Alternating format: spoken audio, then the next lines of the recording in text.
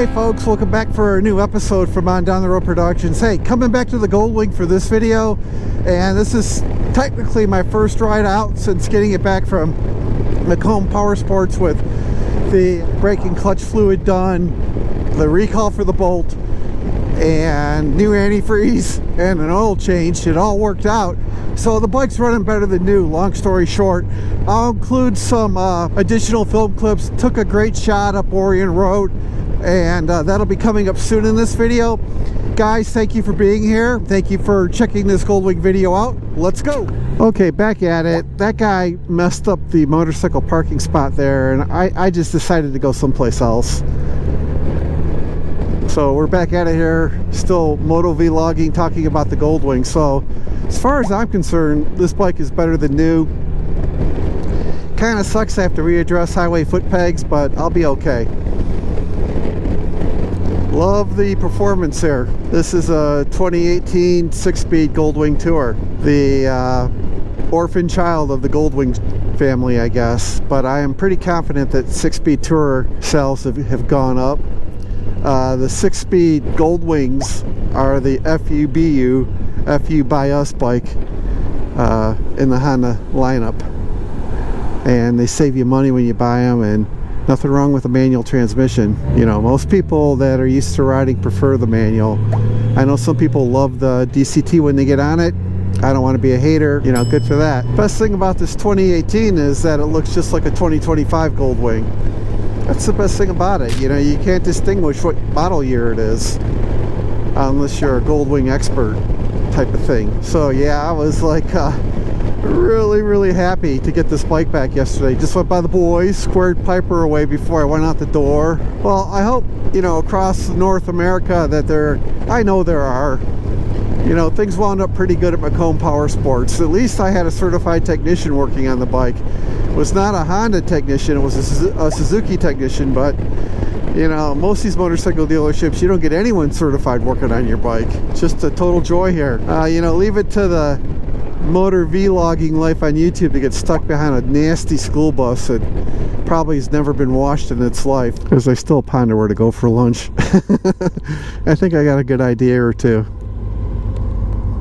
So you know, you can take off in second gear in a Goldwing manual and skip that 1-2 shift. You know, that helps with acceleration too quite a bit. So I'll just do it right here. You wouldn't even know. See that? Again, I'm an experienced rider and can shift pretty methodically, so not an issue for me. Well, I'm gonna kill my camera because I just don't like the school bus in front of me.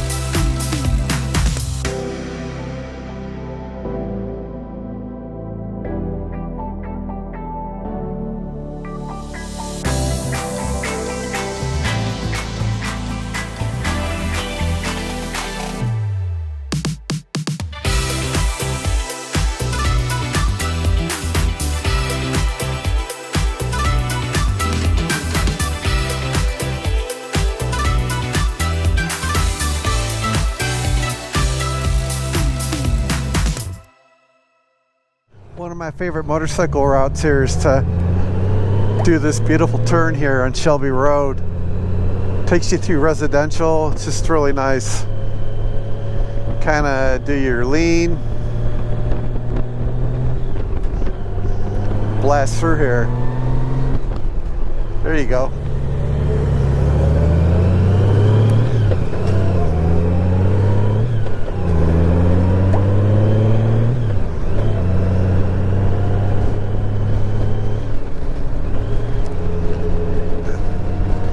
Well, here we go.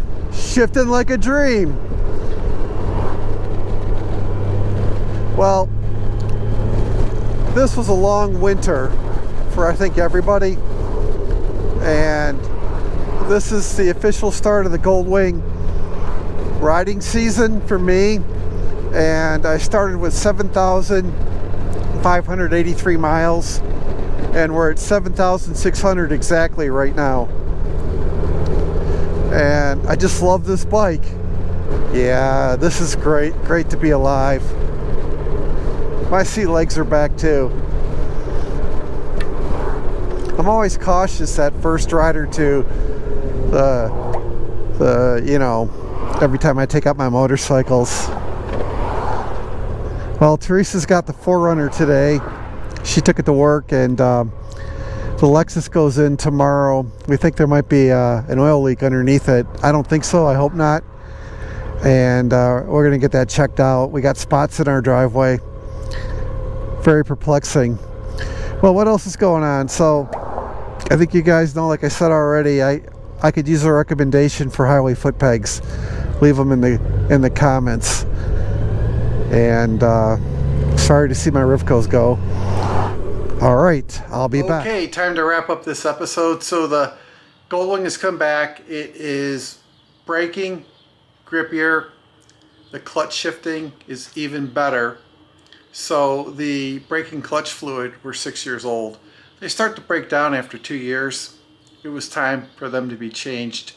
Even though debatably I could have kept them in there for a while longer. High flow air filter.